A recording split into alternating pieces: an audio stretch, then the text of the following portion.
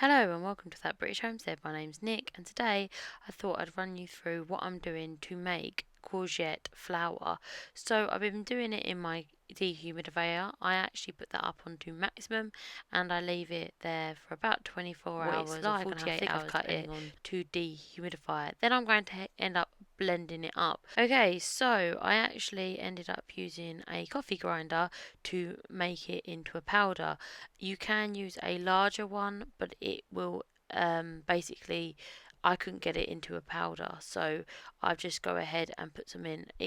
Was a lot easier to use my food processor to get it into a smaller form, because then I could do a couple of bags at a time.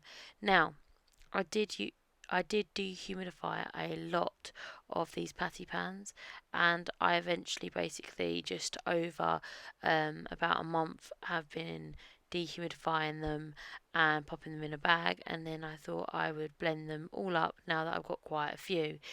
They do say that about 6 courgettes, which is probably equivalent of 6 patty pans, will make over a tablespoon of flour. Now you actually need a tablespoon for this recipe. It is actually a bread recipe, but I used it as a batter pudding recipe, which was absolutely fantastic. So either would be good. It produces a really moist bread, or you could use it as a batter pudding. Now, if you were going to use it as a bread, you'd have to have a larger dish for it to work, I feel. So it's a really nice recipe for having a batter pudding if you aren't wanting to do the carbs, or if you're on a keto diet, etc. Now, it is a little bit time consuming, but actually blending it up in the large blender is much easier. Then I transfer it to the little coffee grinder, and you probably noticed that the coffee grinder is semi melted. I have this terrible habit of leaving things on the hob to melt, sorry. So basically, I left this on the hob to melt, and now I have to use a meat thermometer to turn it on. It's still good though, okay? Don't let anyone say that it's not. Now that I've blended it up again, it's just transferring it into the coffee grinder because it is a little bit gritty, like semolina, which you use at the bottom of the pizzas, so it just needs a finer grind. So I did spend quite a bit of time grinding this up, but now it's all done. I'm super excited about it, and so far. I've made, like I said, batter puddings out of it, Yorkshire puddings. I always call them batter puddings, and I find them really cool. However, to be honest, you can transfer this into most recipes, like cupcakes would be make a great cupcake. Just add some sugar to this recipe and it would be fantastic. And I have a sneaking suspicion that I could make pancakes out of it. I just Whilst I'm watching this, I'm like, ooh, I might make pancakes on Saturday. It is now Wednesday, so I'm very excited about pancakes on Saturday, but I'll have to see how it goes. It's really important for me to to use all of my harvest to start off with.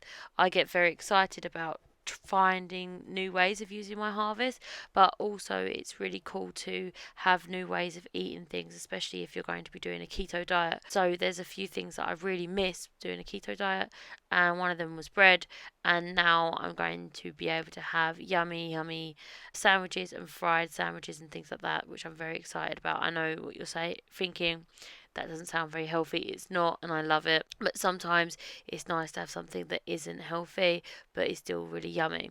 So I've done 3 eggs and 3 tablespoons of this flour, as you can see. Then I go ahead and use 3/4 of a teaspoon of baking soda, and I go ahead and add 3 tablespoons of melted butter, and I'm just going to head and move that in. I have actually used salted butter because I don't actually add salt into my dip food, so it's like a nice way of sneaking some salt in there. And I go ahead and mix it all up. It does take about a minute for this to like re-humidify, so don't be worried if it still looks a bit powdery. I just give it a good mix and leave it on the side for a minute before I transfer it. It does take quite a bit to re-humidify, like I said. So, depending on what squash you use, the colour of your flour and the colour of your batter is going to be slightly different.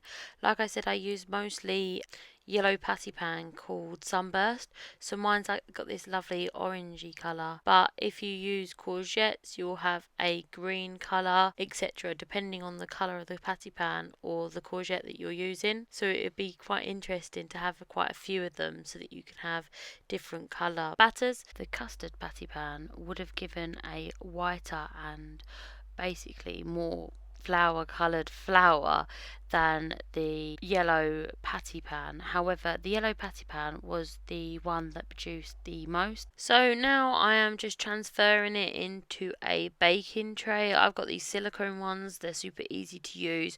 The only thing I don't like about them is they're too bendy to transfer into the oven, so I just go ahead and put it on a baking sheet, and I'm just spooning it in about 2 tablespoons each. But like I said, I'm going to make these into Yorkshire puddings.